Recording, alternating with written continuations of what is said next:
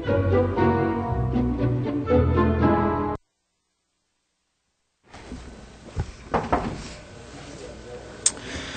evening and welcome to the Board of Adjustments for January 6th, 2016, and Happy New Year to everyone.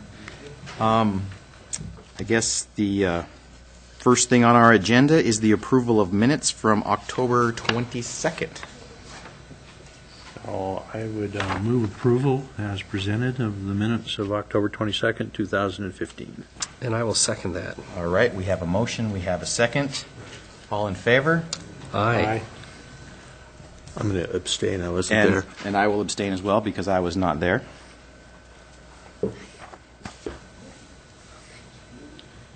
So the minutes are approved as written.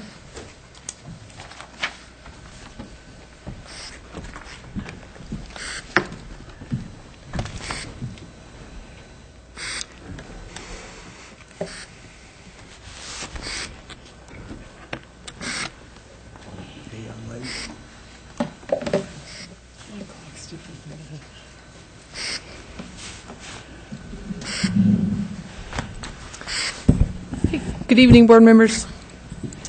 So the first item up for your review tonight is a conditional use permit application for a parcel located at 2283 East 6th Street.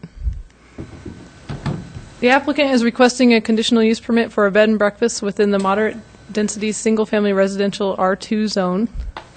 The proposal includes the rental of one bedroom and one bathroom within an existing single-family home for short-term stays, and the applicant indicates that the maximum number of stays would be 3 nights. The applicant also indicates that the maximum number of guests would be limited to 2 and that there is a parking space available on site. The subject property is located here outlined in red. This is East 6th Street heading up to Itani Drive and Hathaway Street cul-de-sac down to the southeast. And the property is accessed off of the 6th Street cul-de-sac. As I mentioned, the subject property is in the moderate density single-family R2 zone. Bed and breakfast inns are conditionally permitted use in the R2 zone, and being that they are limited to 2 bedrooms with the conditions that adequate off-street parking is provided and the use will not change the character of the neighborhood.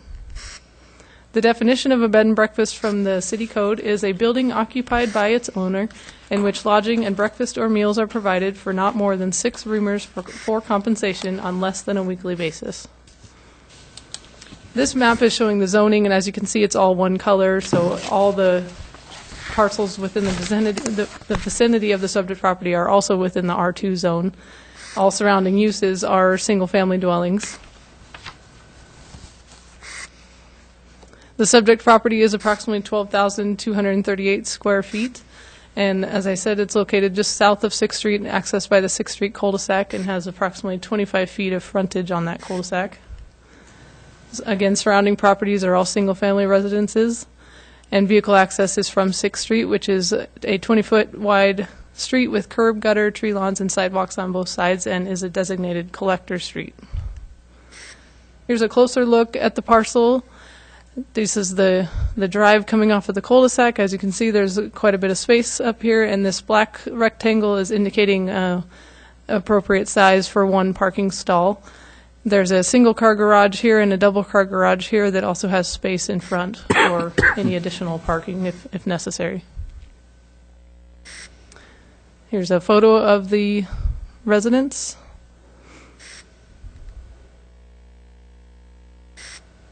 And based on the relevant criteria and standards for approval of a conditional use permit, the staff recommends approval of the application for a conditional use permit to allow a bed and breakfast as proposed at 2283 East 6th Street with no conditions. With that, I'm available for questions. I do have one question. Have we had any other Airbnb requests? Not to my knowledge. Okay. Do you know whether we have any presence on the web for Airbnb that have not gone through the process? Yes, I am aware that there are some out there in Moscow that have not gone through this. I see. Well, we're especially grateful to these folks to do it right. Definitely.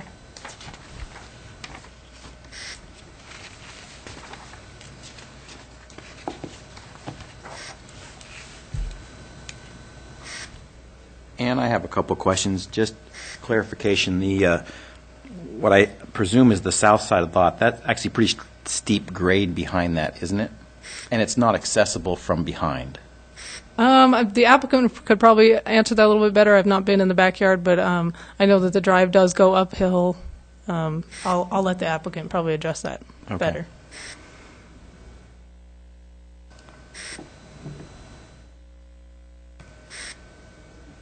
Any other questions from the board? Thank you. And with that, we'd like to open it up to the public. Would the applicant like to come up and describe your condition for us? Thank you.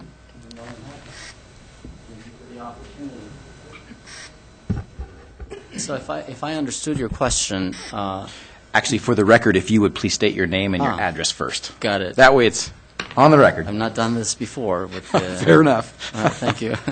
So my name is John Alderete. My wife to my right there is Sue. We've lived here in Moscow going on 9 years. We moved here from San Antonio, Texas. We don't miss it at all. We love it here. And we are proposing to have what is referred to as an Airbnb, which is a non-traditional bed and breakfast. Shall I keep going? Please, yeah. So there are two issues that come to mind when we submitted the application.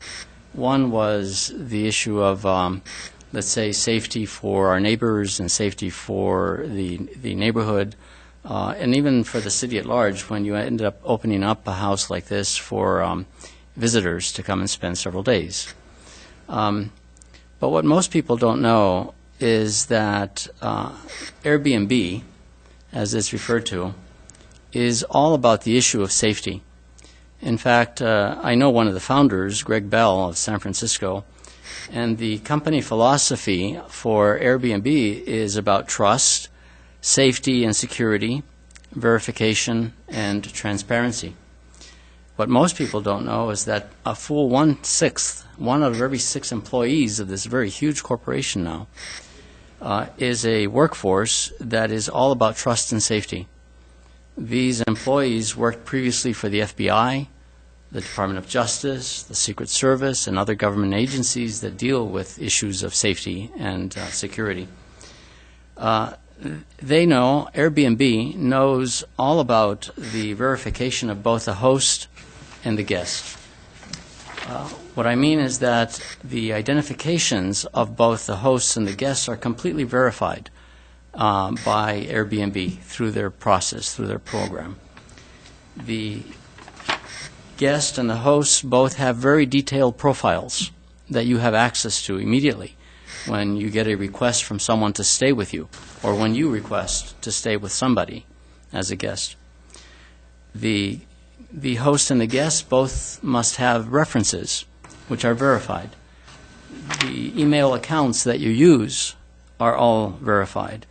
Your places of current and past employment are verified by Airbnb and their security forces. Your bank accounts, your credit cards, your FICO scores, all of these things are verified. The place of the host residence and the space that you're renting are all completely verified. So that therefore you know where they are and that they are where they say they are. If there are any laws broken by the host and the guest, those are confirmed and verified, and you are not likely to get approved by Airbnb to be a guest or a host. In other words, they verify who you are as a host and who you are as a guest. The other thing is that both the host and the guest are required to write reviews. That is to say that the host has to write a review for the guest that just stayed at their residence, and the guest is required to write a review of the host. So the moment that a guest who is already pre-approved by Airbnb to be a guest, the moment they apply to stay at your residence, you have access completely to their profile, and you have access to all of the reviews that have been written for these individuals. It's like having your CV and all of this data attached to your profile at Airbnb. If there are any bad interrelationships between the host and the guest, these are immediately investigated by Airbnb. If you have a quote-unquote bad host, they are removed and can no longer be a part of the Airbnb family. If you are a bad guest, you are no longer permitted to have any access to anything of Airbnb. It's really, truly incredible.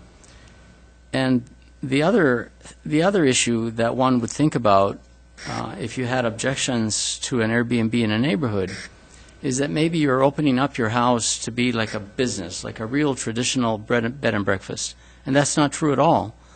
And in fact, the way an Airbnb should be viewed is as space, just a space for a person or a couple, nothing more. And another way to view an Airbnb is as a platform that provides a safe and secure space for that person or a couple. It's a quiet space. It's a restful space. And it's a space that you may not have at a traditional hotel, or it's a space for a person or a couple that doesn't like to stay at a traditional hotel. The other thing about the Airbnb that there's data for is that Airbnbs increase travel to areas that people might not otherwise travel to or visit. Therefore, Airbnbs are truly good for our economy. And the other thing that people don't realize is that 100% of the hosts and 100% of the guests at Airbnb are all professionals. They're all educated. And so when they visit, they bring with them their education and their culture.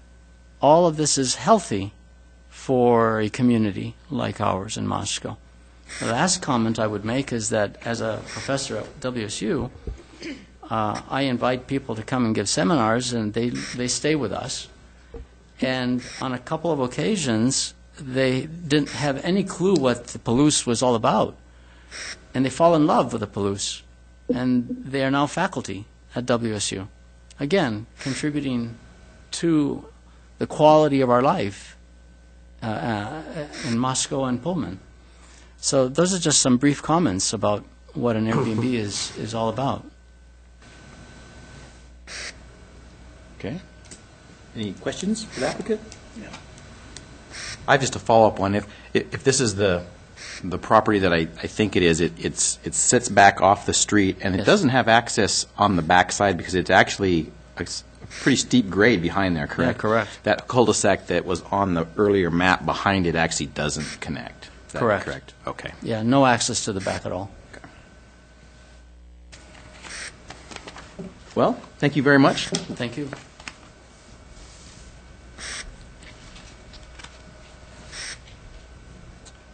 Sue, would you care to add anything to that? Actually, before we went on this awesome venture, we tested some of the Airbnbs around here. If you would come up and say that so that it records into the mic, because I think what you're going to say probably would be beneficial to be on the record. I get a little nervous when I have this on. That's all right. Actually, we had a couple of visits to Airbnbs around Seattle and Spokane, just to see what it was all about, actually. And we were really impressed with the type of reception that we got and the sense of comfort from the host. And we also experienced that when we were in Europe. So I think this is a wonderful concept that is just being born. And it just feels comfortable. It's not like in a motel where you're listening to your neighbors banging or whatever, and there's a lot of noise or whatever, worried about your car. One thing about Moscow that we really greatly appreciate is the fact that it's such a safe and family unit. All of Moscow is. So people don't lock their doors here, or they leave the cars unlocked. Now, we're still kind of San Antonio mentality where that still gets me a little nervous, but it's nice to see children playing. outdoors with neighbors respecting the fact that there are children playing outside the streets and so on and so forth. So we just thought, what a wonderful idea, just to maybe promote that ourselves where we live now, because Moscow has become such a special home for us right now. So that's about it. Okay. Thank you. Thank you.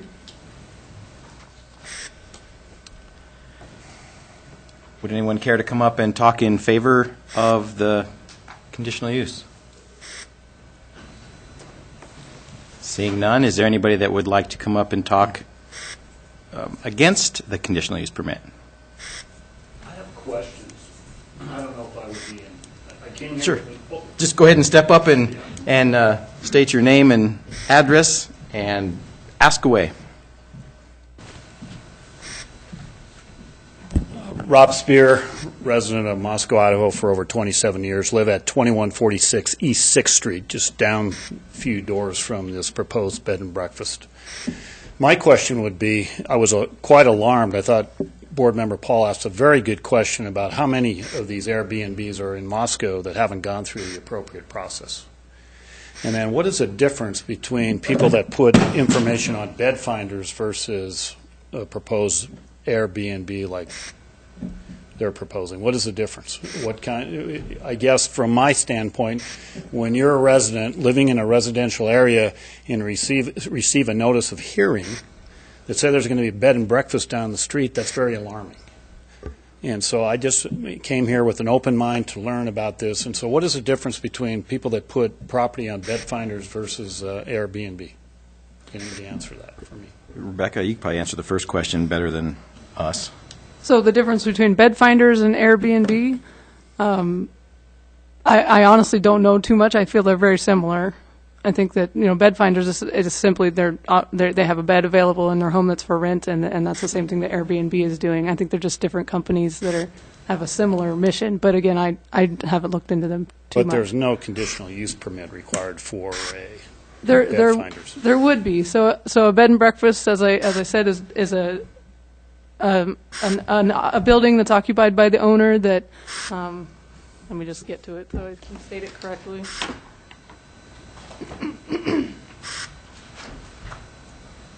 So a bed and breakfast, a building occupied by its owner in which lodging and breakfast or meals are provided for not more than 6 roomers for compensation on less than a weekly basis. So essentially anyone that's having guests come into their home where they live, and they're either providing them a night's stay and they're receiving compensation for that, or they're providing meals for just short-term stay would meet the definition of a bed and breakfast and would require, in most zones, a conditional use permit. So anybody that's part of a bed finders would need a conditional use permit, correct? Potentially. There is the case where they may qualify as meeting the definition of a family. If they are letting someone into their home and they are sharing the kitchen and they're letting them do their laundry and they're operating as a single-family house with those individuals, and there's less than 4 unrelated individuals in the home, then they would meet the definition of a family in that case. This application was actually considered, we reviewed it and thought there's just the couple that lives there today and they're inviting 2 guests into their home. So we reviewed it on the sense of, do they meet the definition of a family? The reason that they don't is because they're not operating as that single housekeeping unit when they have the guests in their home. They're only allowed to access that bedroom, and they're not sharing a kitchen and things like that. So it depends on how they're operating internally. So as a board, do you have any criteria developed to prohibit proliferation of Airbnbs in our area, our residential area? Want me to answer that? Sure. I don't think your answer is going to be different than mine. Not other than, each application is reviewed individually, and that site is going to be reviewed just as you saw tonight.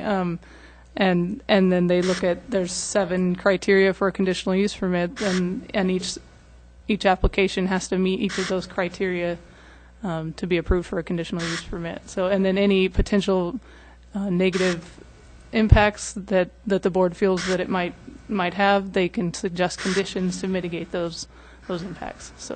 So in 10 years, I decide to sell my residence, and all of a sudden there's 5 B&Bs around. Is that going to impact my property value? I wouldn't be an expert in that area. I think these I'm are not questions certain. that I think the board needs to resolve amongst Well, themselves. Let me maybe field this. We do in the sense, Rob, that we take them as they come and we review them. One of the concerns I think that Ms. Paul was talking about was she appreciated the fact that there are these B&Bs that are out there that haven't come before us, and people are just doing it. And she was complimenting, I think, our applicants on the fact that they are jumping through the appropriate hoops so that we can have this meeting. So I agree. we'll never stop the people who want to do it without the permit. They're going to do whatever they're going to do, but and we kind of operate on a complaint-based. I think that's how we regulate it. I think when the city finds out, they go, they serve a notice or whatever the city does, and then they're in a position where they're either shutting down or they're coming before us, and that's, I think, the regulation that you're talking about. But yeah, I think unless they meet a very specific definition, then they are, in order to be approved, and it depends on the zone that you're in, but in order to be approved, that they would have to come before a board like this and be subject to, I guess, public scrutiny, for lack of a better word, so. No, I understand that, but I hope you appreciate my concern, Oh, yeah, being absolutely. in an area that I think is a very nice area in Moscow. Oh, it's my neighborhood as well, so I And to understand. be in a residential area that has numerous potential conditional use permits for Airbnbs is alarming to me, and I think this board needs to pay attention to that. And certainly, I think, Ms. Paul, again, great question. What are you going to do about all the other ones that are out there that haven't gone through the process like these people have gone through? So I don't know if I'm speaking for and against. I, again, came with an open mind, wanted to learn about this situation, but I do think there's a lot of unanswered questions. Thank you.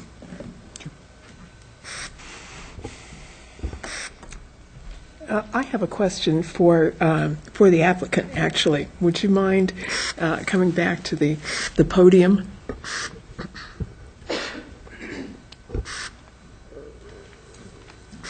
Usually, when we hear something like Mr. Spear has brought to us tonight, we tend to, as a board, we tend to think, well, perhaps there ought to be a limit as to how many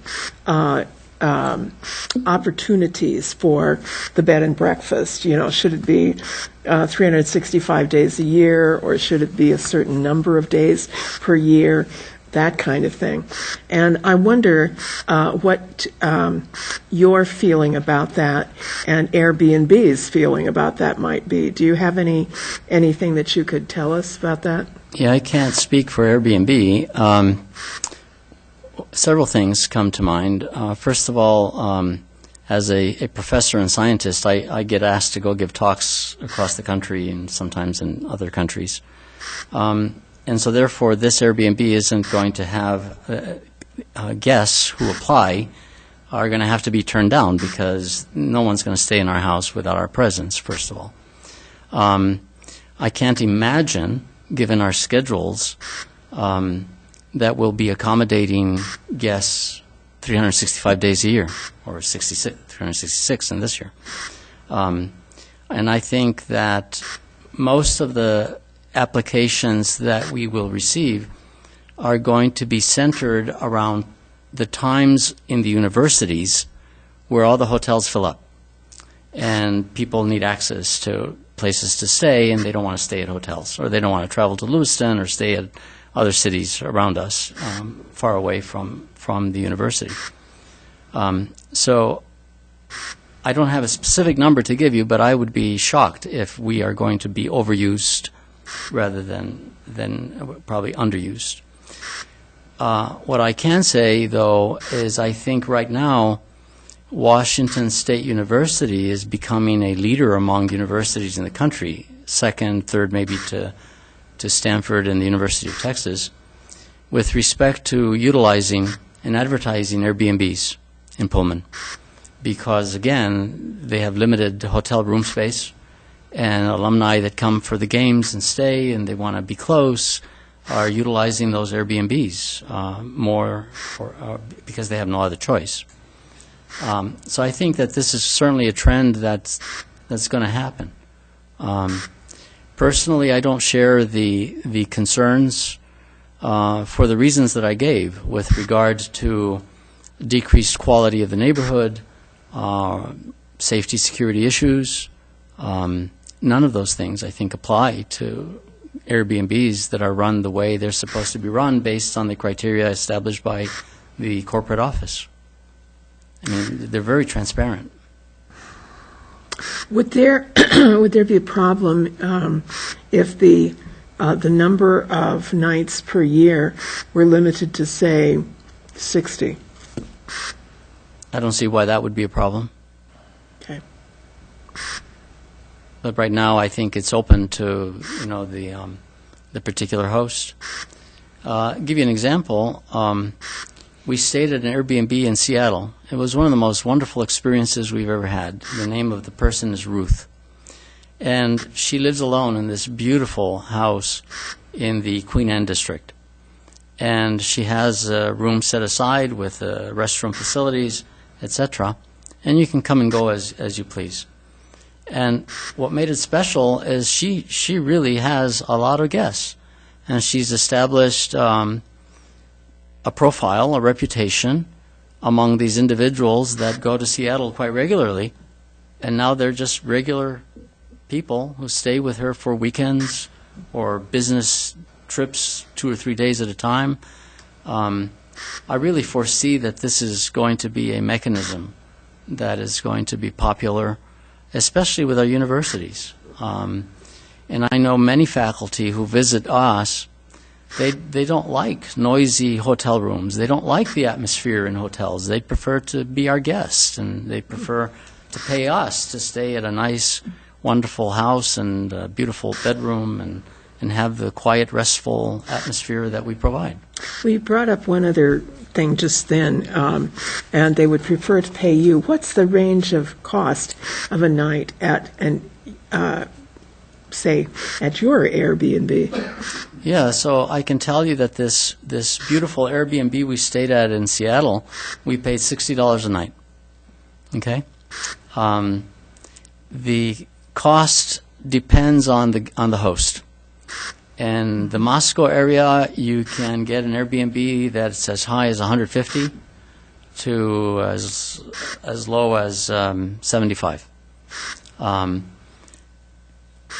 Traditionally, Airbnbs are set up to be much less expensive than a hotel room. And I think that's part of the attraction as well, is you're getting this really wonderful environment for much less cost of staying at a hotel room. Thank you for your information. You're welcome.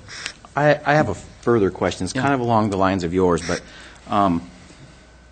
if I understood Mr. Spears correctly, I think the concern is not maybe so much how frequently one B&B has guests, so much as how many residences in a demographic area do. And so this may be a question that you may or may not be able to answer, but it sounds, with your description, like it's very secure, it's very controlled, there's an application involved. So we're looking at a small demographic of people who want professional, safe people that want to experience a neighborhood-type atmosphere.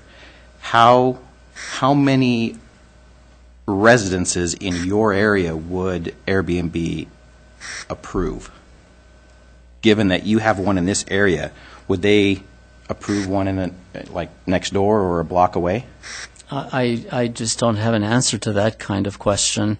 What I can say is that the profile for individuals like my wife and I who want to have an Airbnb is that we're by ourselves, no children, quiet, and no visitors. So that's the typical profile for an Airbnb. I don't know how many, let's say, houses within our surrounding neighborhood would qualify, would have that criterion for establishing an Airbnb. I don't know. If you go to the Airbnb website, you can't do anything until you essentially establish a profile and identity and everything. But if you do that and then you go and and examine Airbnbs in Seattle, you can see that they're not close together. That's Seattle. If you do the same for Madrid, Spain, where we just came from, literally hundreds, probably more than hundreds of Airbnbs, but they're not next door. They're not close. I haven't examined many other cities, but I would suspect that it would be not just unusual, rare. I would say the probability is extremely low that you would see Airbnbs next to each other. That's my experience. Thank you. Any questions? Thank you. I do have 2 additional comments that we received just early this week in opposition of the applicant of the proposal. I need to ask if the board would like to receive that since it was submitted. Yes. Okay.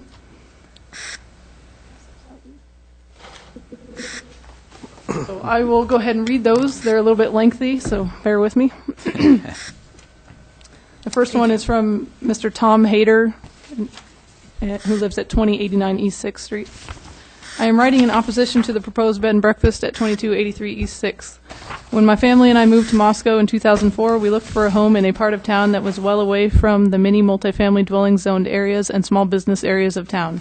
It was and still is our priority to raise our children in a neighborhood that is safe from the occurrences that are more common to multifamily and business zoned areas.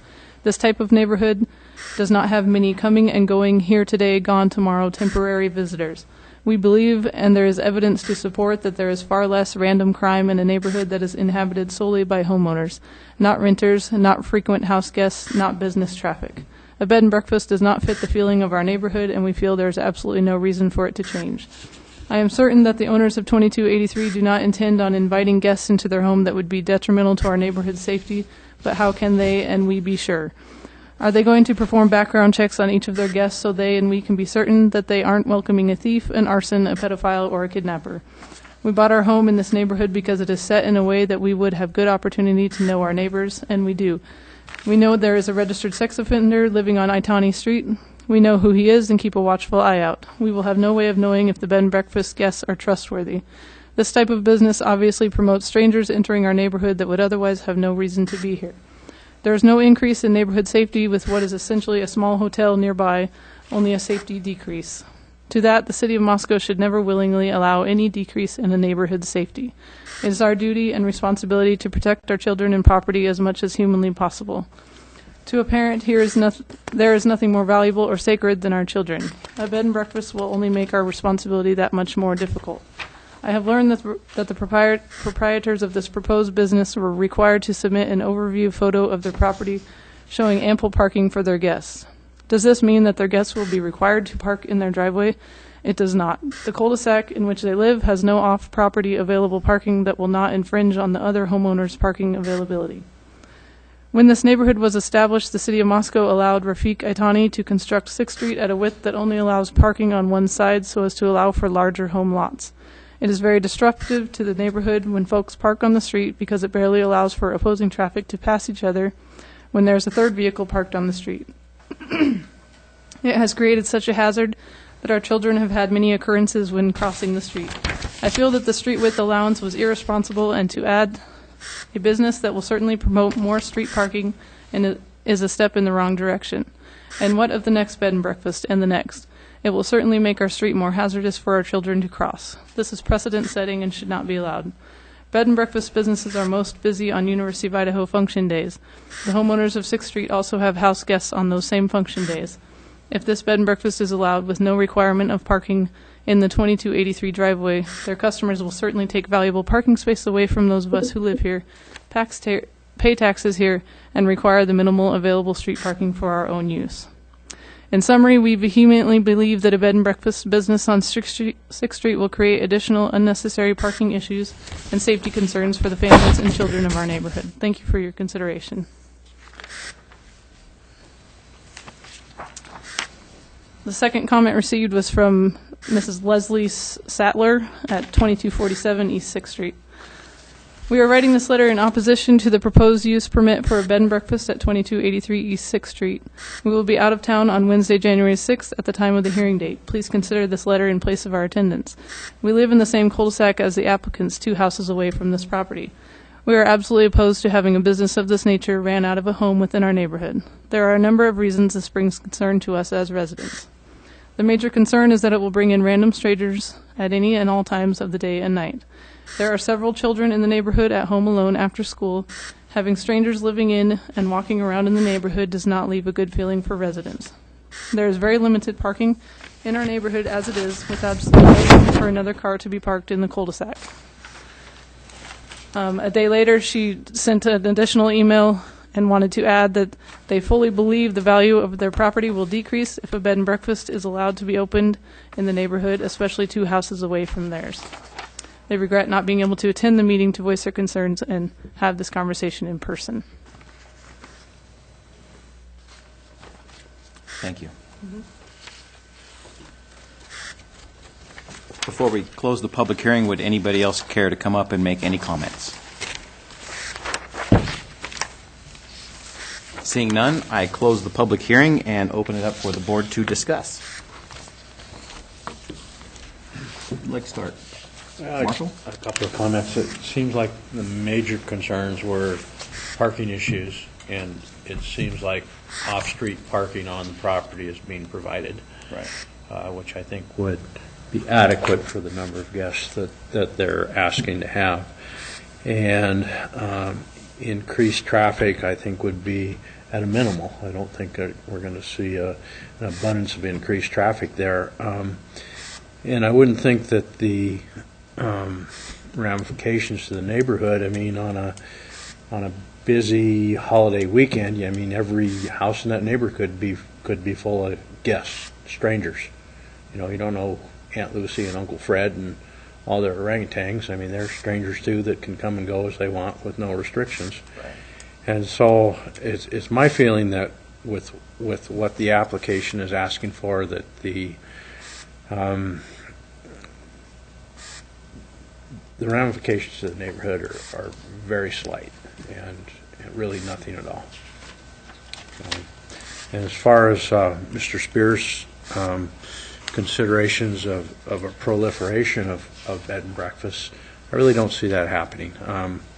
It takes a special person to want to open their home to guests and to have a business like that, and I really don't see that there's going to be a proliferation around any given neighborhood that's going to happen.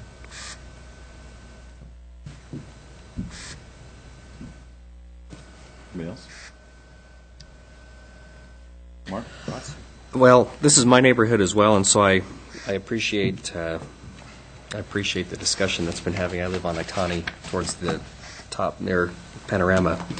I appreciate the thought and detail that's gone into the safety issue. That seems to be another major issue, and it seems like that the applicants have done everything within their power. It sounds like they've got a force behind them that are working to vet the guests that are going to be there. With regard to parking, I would expect that I know the area. I drive by it at least twice a day. That's a long driveway, and my guess is your guests, if approved, are not going to want to park in the street anyway and hike up that. So I'm not concerned about the parking.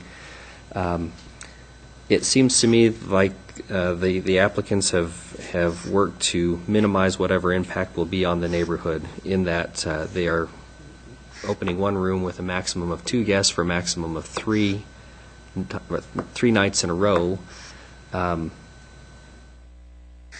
I expect it's probably going to be invisible, quite frankly, to those of us who are in the neighborhood. So I don't have a concern about the impact. Mr. Spear, I don't know how to address your concern about the value and what value it will have. I really don't. I don't remember, Mark, because I came here to be able to... Sure. No, I understand that. I didn't say I was in opposition. No, I understand that. But I do think you need to... I like where Ms. Paul's Right. going about the number of days. Right. I think that comforts me a little bit, because I don't want a 366. Right. And I Thank you.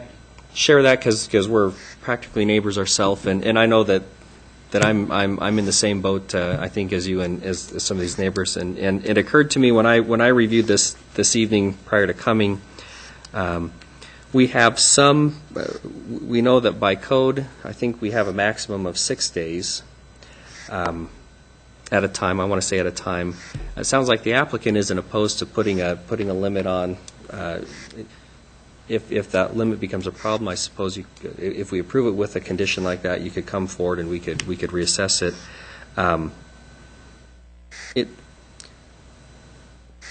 Is there any reason, I guess, not to have? I had looked at this from the perspective of how do we keep this from happening every day, and is there any reason to not put a condition of a 3 days maximum or a long weekend or something like that that would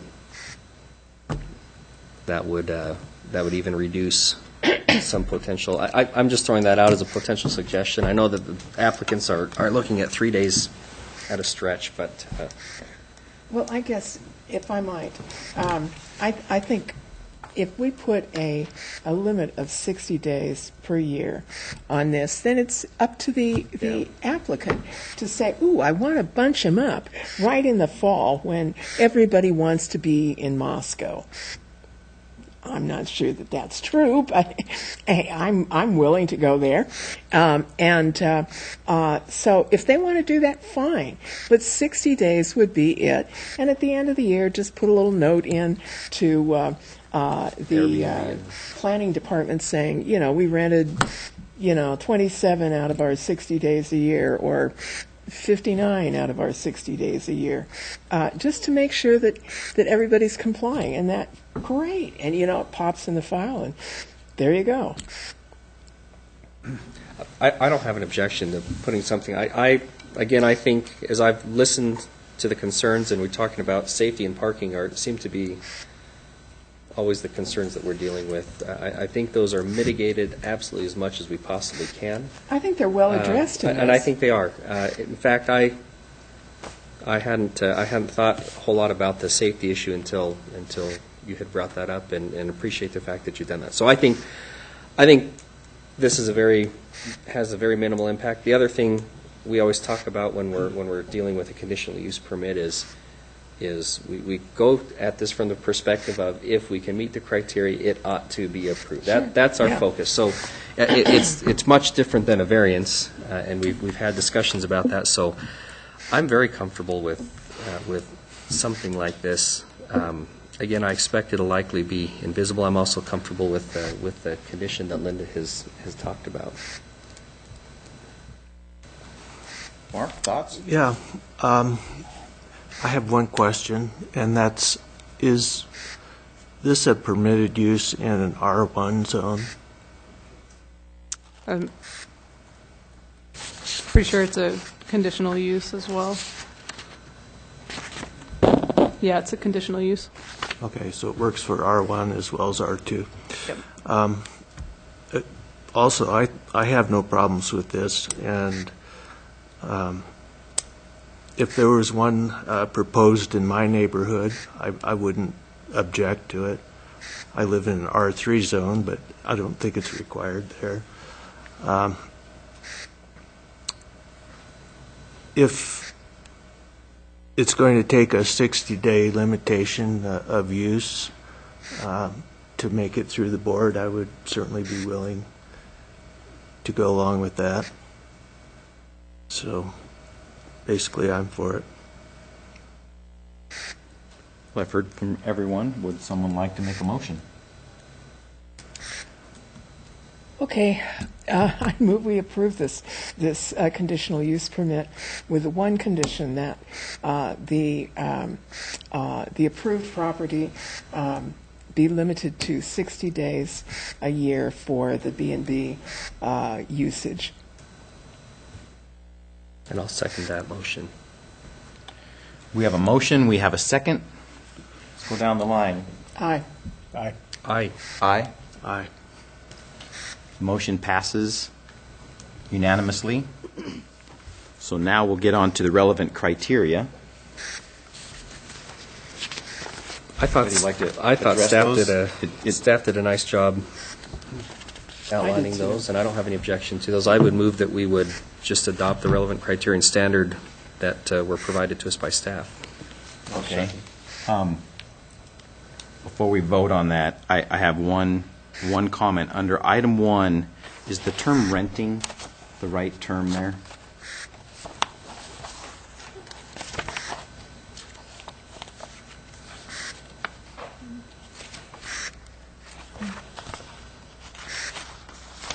Anybody have an issue with the term renting? Okay. I didn't want someone to feel like it was implying something else. And if we're going to approve these, then I'd like to read them aloud.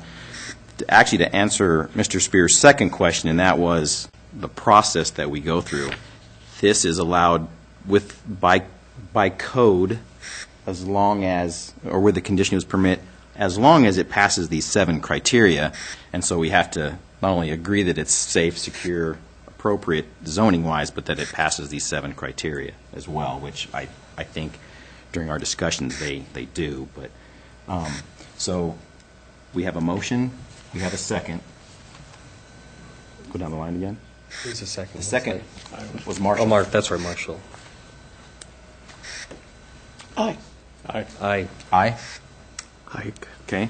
So we have approved the relevant criteria as written, and I will read those into the record right now.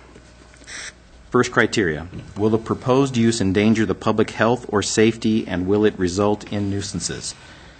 The proposal to operate a bed and breakfast within an existing single-family residence, renting out 1 bedroom and 1 bathroom to guests for short-term stays will not endanger the public health or safety and will not result in nuisances. Item number 2, does the proposed use meet all applicable development standards? The proposed use meets all applicable development standards, including availability of on-site parking for guests. Third item, will the proposed use be injurious or detrimental to adjoining properties or the neighborhood? Response, the proposed use of a bed and breakfast as presented by the applicant is not determined to be injurious or detrimental to adjoining properties or the neighborhood. Item 4, is the proposed use of public necessity or justified to be of benefit to the public? Response, the proposed use is determined to be of benefit to the public as it provides an alternative option for overnight accommodations for visiting professionals, parents, or alumni when local hotels do not have vacancies or if guests desire more private and quiet accommodations. Item 5, will the character of the proposed use be in harmony with the area in which it is located? Response, the proposed use of a bed and breakfast as presented by the applicant will be in harmony with the area in which it is located. Guests accessing the property and the neighborhood for short-term stays will be similar to the typical use of the existing residential neighborhood and single-family dwelling. Item 6, will the proposed use endanger public health or safety? Response, the proposed use does not create endangerment to public health or safety. And last, item 7, will the proposed use be in conflict with the comprehensive plan? Response, the proposed use is not in conflict with the comprehensive plan.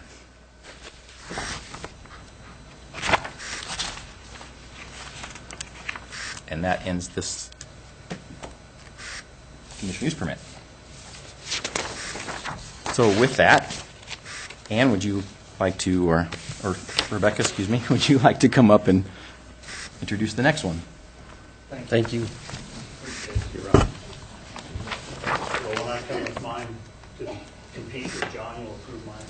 As long as you go through all the security stuff.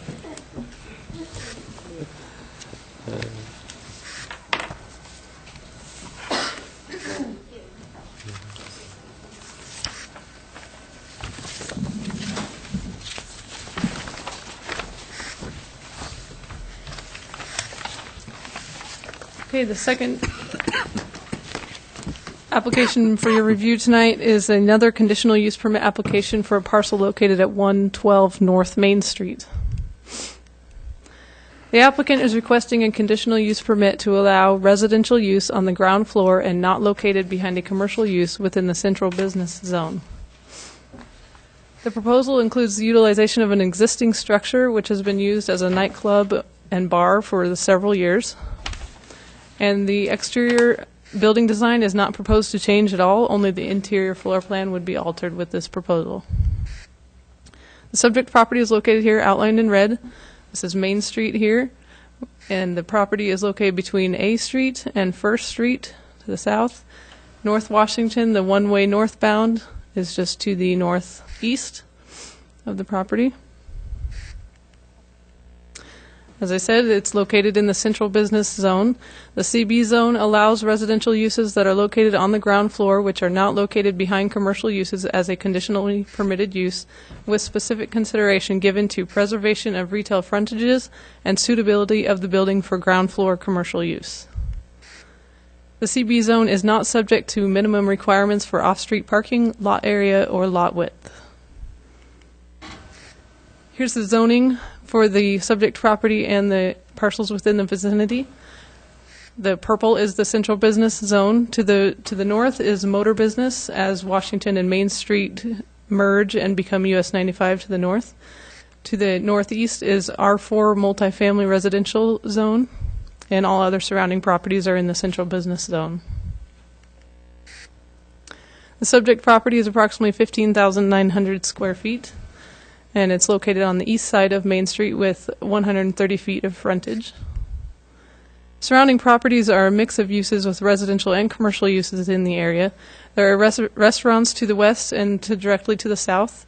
There are professional and personal service office spaces to the east across the alley. There are multifamily residential structures to the west across Main Street, and there's a vacant, undeveloped city-owned parcel directly adjacent to the subject property to the north.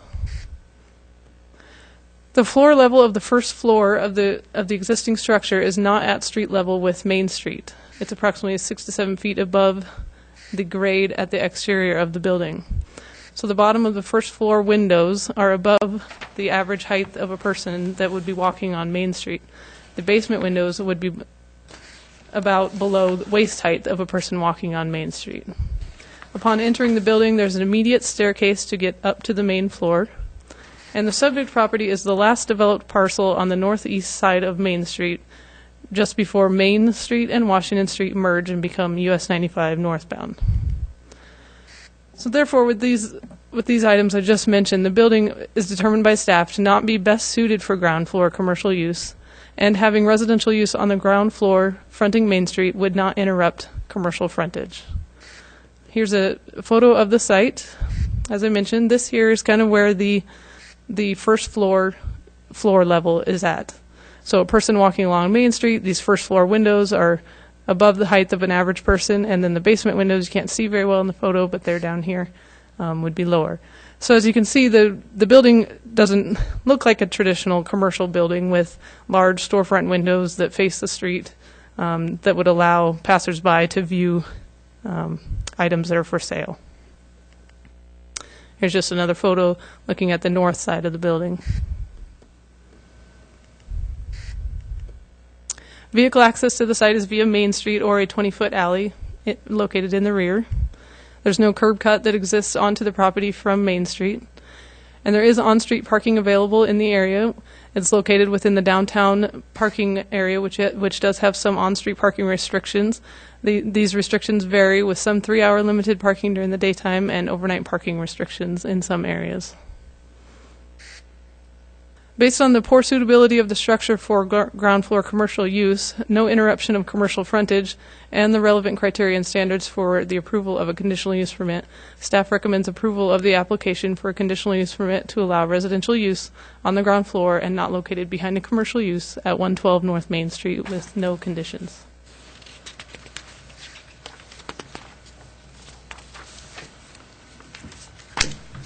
Questions for staff? Does the building have parking? Does Or separate parking or designated parking for the building? It does not. I didn't know. I wasn't sure what was on the north side of the Let me get to the area. north side of the building. Oh, there's the overview. Yeah, I didn't zoom in too much, but Is that the there's a little triangles? strip right there that it's only accessible if they enter the curb cut, which enters onto the city-owned parcel to the north, and I think they can access the rear of their building if necessary, but there's no real designated parking for customer use. Yeah, Becky, what are the rest of the uses of the building, in the basement and the next floors above? I'll probably let the applicant address that better, because I believe it's changing with the proposal. So I'll let them describe what's currently there and the proposed. But Okay. I have two questions. One's related to parking. Is the city opposed to, or would they provide the 3-hour parking along the north side of First Street? so I suspected that there might be a question about that. So I did include the map that was in your packet in the presentation as well. This shows the downtown parking restrictions. So your question was, are they opposed to removing the 3-hour limitation? Is that what you're getting at, or? Well, no, you're right where the arrow says, right along that side, I believe, is a new restaurant, correct? Yes. And so the note says that there's no 3-hour parking there. Yeah, the note was just clarifying because the map was a little bit misleading. It's highlighted in green. So the subject property is here where the star is, and it's green to the south. North is to the left on this image. So it's green there. And the green in the legend says that it has 3-hour parking from 8 to 5, but overnight parking is allowed. The note clarifies that on that one block, there is no 3-hour parking limitation on that one block, and overnight parking is allowed on that stretch. Okay.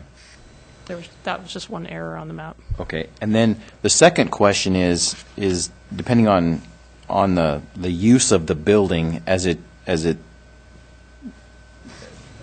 becomes all residential, and given that it's got that platform basically that it sits on, what's the ADA compliance requirement for the number of units, and can it be made that way? It can. I don't know. I suppose every building could be made that way. The question is, what's the requirement going to be? I don't know that exact requirement because I don't enforce the building code. Others can probably speak to that better, but it will meet all ADA requirements, of the building code, most definitely when they apply for permits. But having said that, I do just want to remind you that this review is only for the 3 units that are proposed on the ground floor that face Main Street. Okay. So, I'm only asking because if that 3 units bumps the total number up to a future problem for them. okay. Well, I can tell you that they've been working with the building official, and they'll most definitely meet all the ADA requirements that they have. Any other questions for staff? Yes. Are there any restrictions on the city-owned parking that's to the north? There's not.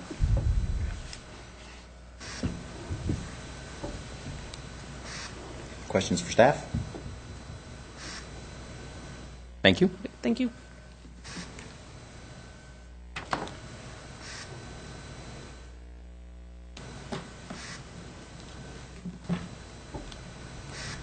Would the applicant like to come up and describe the project for us?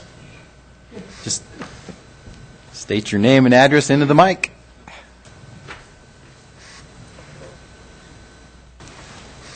My name is Dennis Chatburn. My address is 704 East B Street. My firm is doing the architectural work for Phil Roderick, the owner, and he's asked me to speak on his behalf of what is actually being proposed in this project. A couple of things. The one that I would address first off is that I don't know if floor plans were included in your packets or not, but the ADA, what doesn't show in this particular photograph is that the back of the building comes in at the floor level. There is a slight ramp, and you can actually access the building from the back. So in our proposed floor plan, we actually have a handicap, an ADA unit, put into it.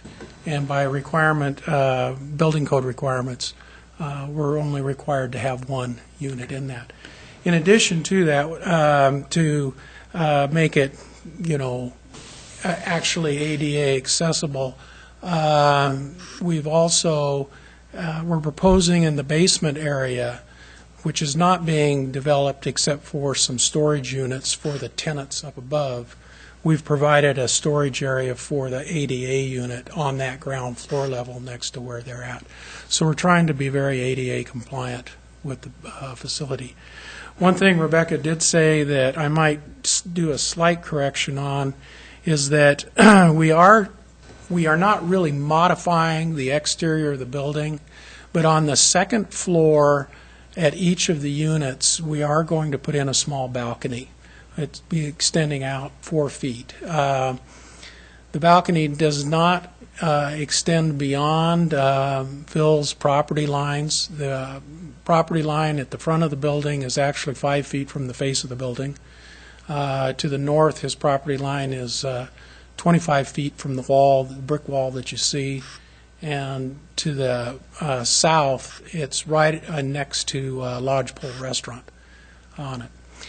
So, you know, we're staying within his property lines and boundaries on it. The proposal is for 30 units. There's 2-bedroom units on the ground floor, plus single-bedroom loft units. And on the second floor, we have 1 2-bedroom unit, and the rest are single-bedroom with loft type units. Is there any more questions? Yes, I do have a question. It has been literally years since I've been in the building, and I wonder, are there any leftovers from the time it was the Elks Temple? You know, Linda, I got to honestly say, I don't think so. I think when the Elks moved out of there, they pretty well cleaned out, except for maybe the racquetball court in the basement area. There is the ballroom upstairs that still has the stage, and Phil could probably talk to that better than I can. Currently, the very top floor really isn't being used. There's the big ballroom area and some other rooms up there.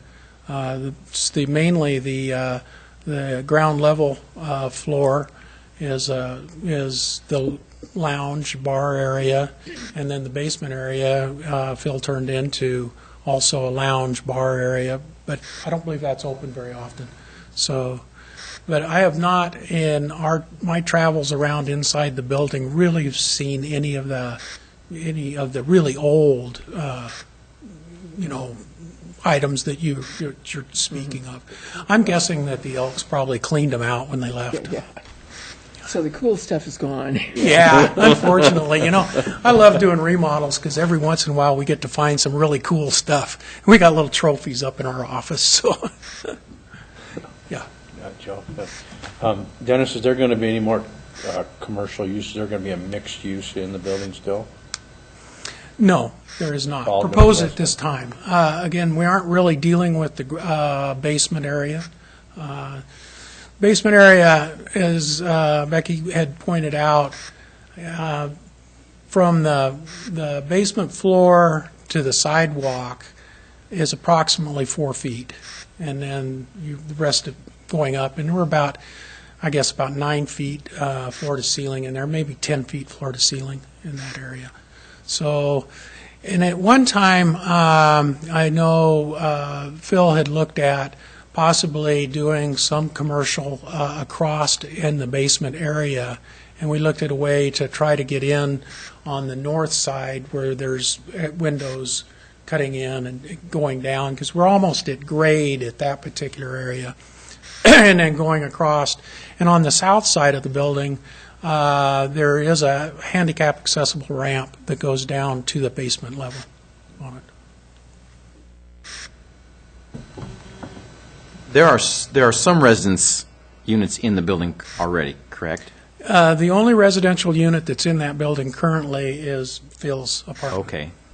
So then actually, with the number that you're proposing now, plus that, less that one, is actually the net increase of residential uses in the building, or units? I guess you'd put that way. We're going to end up with 30 apartments in it.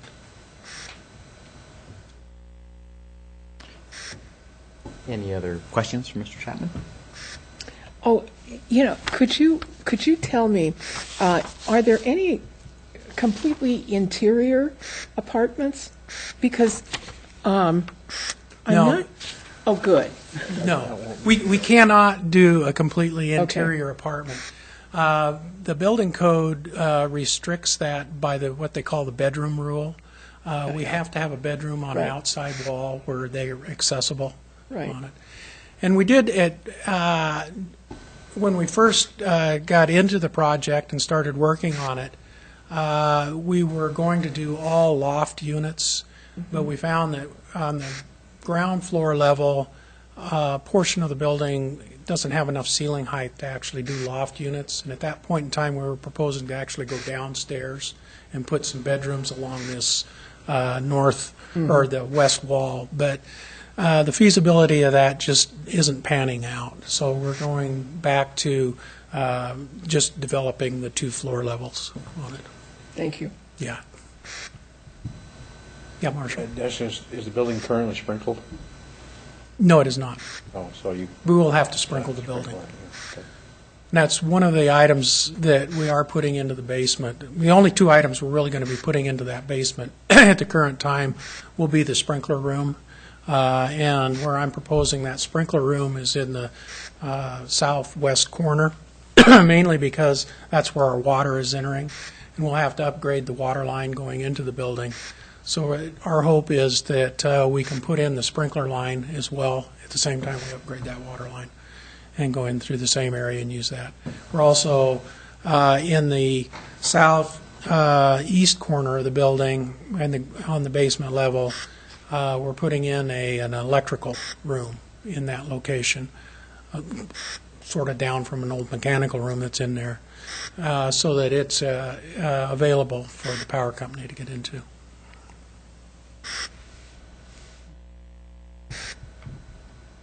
Any other questions? Thank you. You bet.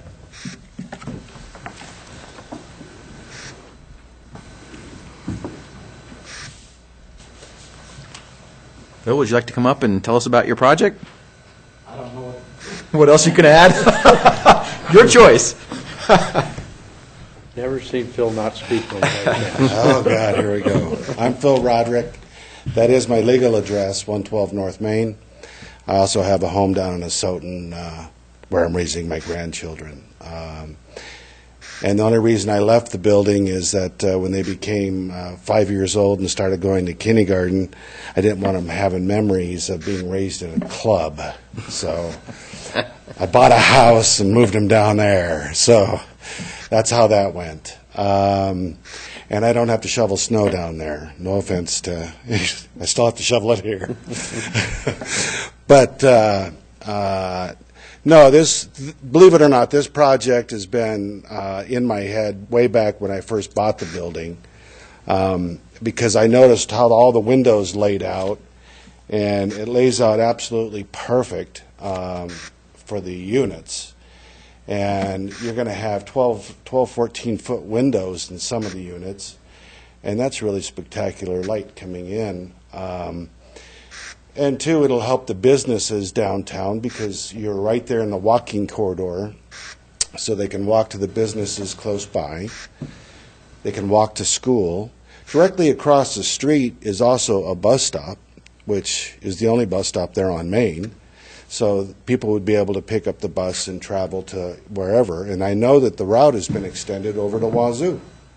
So that will even help out the new Stanford, according to him. Okay. You're only a 4 or 5 minute walk to Rosars, so grocery store is in walking range for these folks. Of course, bars are close by. Restaurants are numerous. Coffee shop. Where can you walk to school? I'm also going to have something else, and we're going to have security cameras triggered every time the doors open and close. So if you're a parent and you're supporting your child or helping them pick a place to come and live, I'm going to have the only establishment to where, as they come and go, a picture is taken of everybody coming and going. So if they're robbed, raped, whatever, hopefully, we don't have a blackout at that second, right? But being on the on the power grid for downtown, I've only experienced a few blackouts in the 20 years or 18 years that I've owned this building.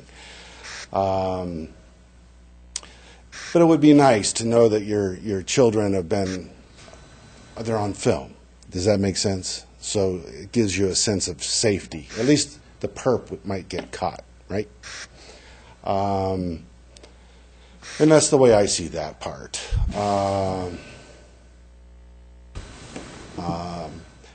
Less is also, you were speaking in regards to parking. One, I don't have to have any, but I have been talking with the city in regards to the triangle, and that would allow even 12 parking stalls there if we were to come to an agreement.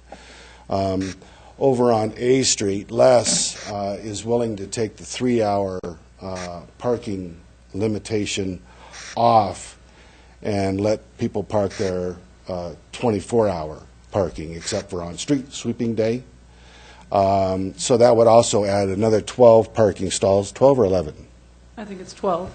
12 parking stalls over on A Street, which is just right around the corner right there. So you'd have overnight parking capability over there and also there on First Street. Is that First Street? Between me and Mingles? Mm-hmm. Okay. Which I think was probably made for them back when they converted that in the 70s or 60s. Yeah, I forget when they did that.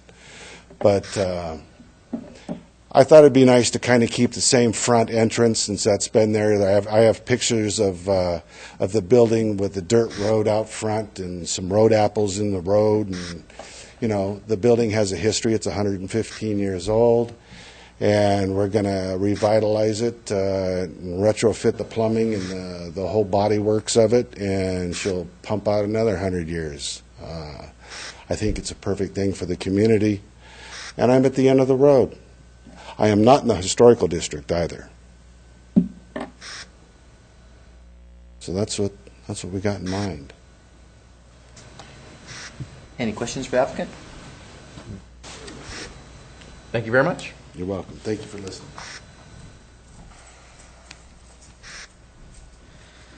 Open it up to any comments for or against.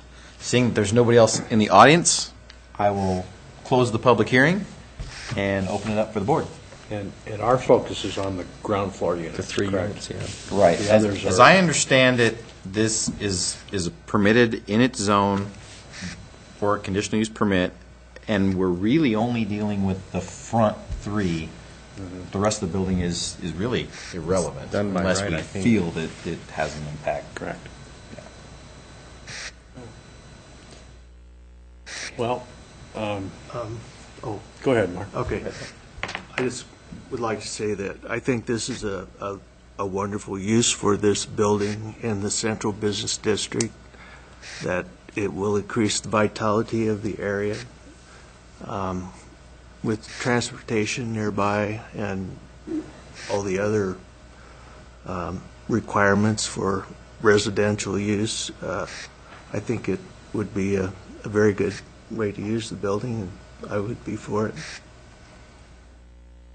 Marshall. Well, Linda and I have a lot of history together. Yes, we do. And one of the things that Linda and I both remember, the buzzword back in the day was smart growth. You know, take existing structures and fill them up, utilize them. Go downtown, everybody likes the urban atmosphere, and so I agree with Mark. I think it's a good use of the building. There's no parking requirement, although I would like to see someday that change, but that isn't our focus tonight. We are focused on the front 3 units there, and I think it's a good use for the building, and I would support the project. Well, it sounds like what Rebecca said. Les is already starting to look at the parking issues anyway to address them, and I kind of agree. Those front 3, just based on that entry splitting like it does, it doesn't lend itself to the typical commercial use anyway, and use what you can use, like I you think said. it'd be a different situation if it were something like your office in that spot, a little bit, where it's very much a typical, you've got the frontage where you've got the windows, and I'm looking right there, you just, that doesn't here. So I agree with Marshall, I agree with Mark. I think this is a good use for the building. Well, this building has been looking for a usage for a good 20 years, and it never quite found it. And I think it finally has. I think this is an excellent use, and frankly, I think that anything that includes balconies out on the north side would be benefited by our city's triangle finally becoming part of the Moscow Pathways system, so that it will be landscaped and be something that will be an attraction for people to want to rent those spaces. And that would be just a great plus for both of us, both the city and the property owner. So I think we ought to say yes without further ado. I'll make a motion then that we approve it. Heck of a How deal, about and I'll that? second it. All right. We have a motion? As approved as proposed with no conditions. Right. We have a motion. We have a second. All in favor? Aye. Aye. Aye. Aye. Aye. It's unanimous. So that gets us to the relevant criteria. Any comments? I looked at this before we came, and again, I thought city staff did an excellent job, and I have no problem. In fact, I would move that we just adopt their proposed relevant criterion standards. And I'd second that. We have a motion. We have a second. All in favor? Yes. Aye. Aye. Aye. Aye. It's unanimous. I really don't see any reason to read it into the record, because I know you're familiar with the criteria. The only reason I did that was really kind of to answer Rob's second question, was Sure. what the process was, and I wanted him to feel like we were looking at those things as well. So, congratulations. You are approved. All right.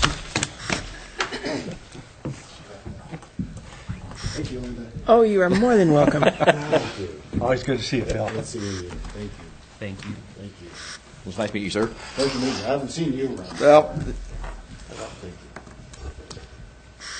and we have our fifth item now is discussion of City Code Title III.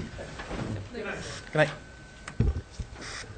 So I put this on the agenda. We just had some discussions among staff recently, just kind of reviewing the code section on Board of Adjustment and just looking at the number that equals a quorum, the membership numbers, and just some things like that. So I just kind of took it as an opportunity to just give it to you guys once again, have you just look at it and see if there's any comments, questions, concerns, anything you wanted to discuss. I got a few comments. Sure. Need to be some clarifications in here. Section 1-3, powers of the board. Mm-hmm. Okay, in the first sentence there, it says to hear and decide appeals from any determination made by the building inspector. That should actually say building official. And again, down in section 1-5 and 1-6, that should say building official, not building inspector. And that would follow what the building code says as far as the powers of the building official. Yep. Okay.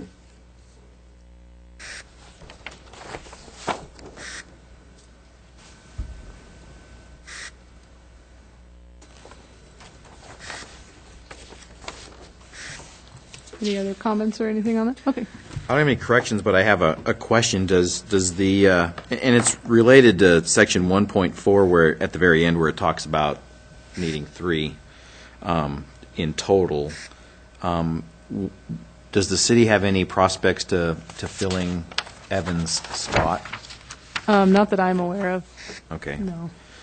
The reason I ask is that having a full group it helps because almost every time somebody's missing. And when we get down to 3 or 4, when we get down to 3, we still have a quorum, but it has to be unanimous, which wouldn't have been an issue tonight. But even with 4, it still almost has to be unanimous because 2-2 is a tie, and that's still a no. So you basically have to be 3-1 for someone to get something passed. So I just hope that we can fill that spot.